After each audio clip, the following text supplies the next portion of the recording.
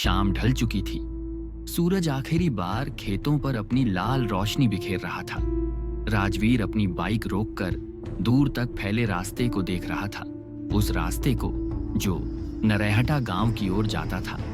यह वही गांव था जिसके बारे में बचपन से लोग कहते आए थे। सूर्यास्त के बाद वहां कोई नहीं रहता, क्योंकि वहां कोई और रहता है। राजवीर एक पत्रकार था, डर को सच करने और सच को दुनिया तक पहुंचाने वाला पत्रकार। और आज उसका लक्ष्य था नरैहटा की सच्चाई। जैसे ही वह गांव में पहुंचा, पूरे इलाके में अजीब सी खामोशी थी।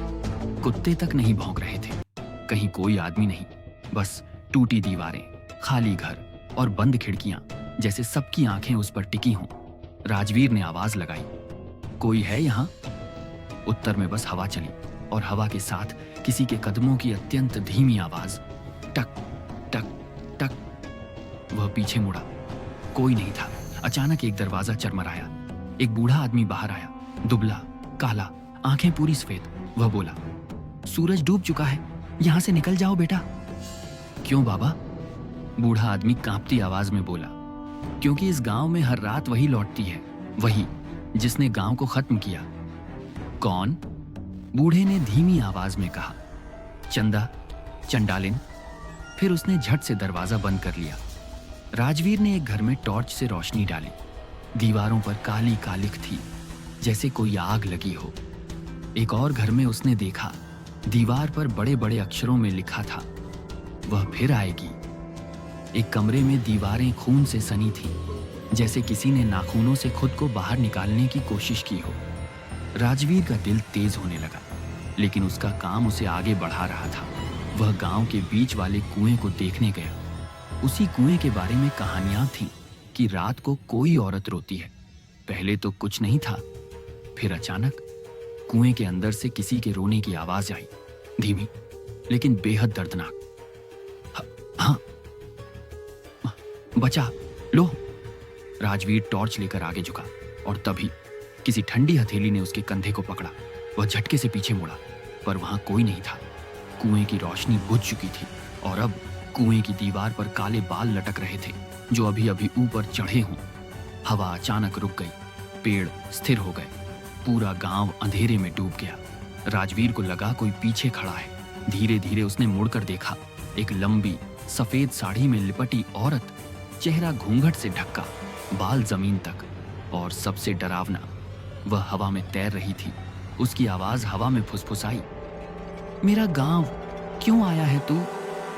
राजवीर के पैरों में जान नहीं रही, वह बस देखता रहा।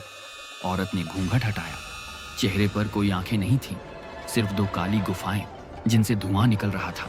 वह चीखी, सब मेरा है, सब मेरा। और पूरा गांव गूंज उठा। हर घर की खिड़की खुद ब खुद खुल गई, हर दरवाजा जोर से बंद हो गया।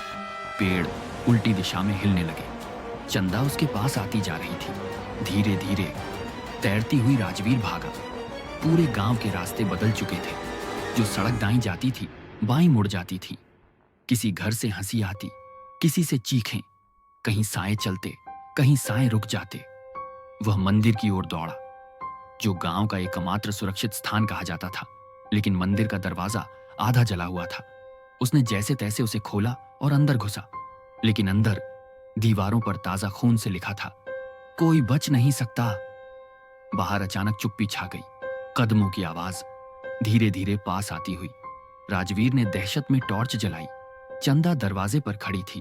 इस बार उसके चेहरे पर मुस्कान थी। अब मेरी रात शुरू होती है और तेरी जिंदगी खत्म। वह हवा में उड़ड़ी और राजवीर पर टूट पड़ी। उसके बाद बस एक चीख सुनाई दी। पूरे गांव की बत्तियां अपने आप जल उठीं, फिर बुझ गईं। सुबह पुलिस गांव पहुंची। उन्हें बस राजवीर की टूटी हुई कैमरा लेंस मिली और कुएं के पास मिट्टी में लिखा था, वह फिर आएगी। गांव आज भी खाली है। शाम होते ही रास्ते पर एक ठंडी हवा चलती है। लोग कहते हैं, अब वह चंदा नहीं, अब वह एक और आत्मा के साथ लौटती है, राजवीर की। नो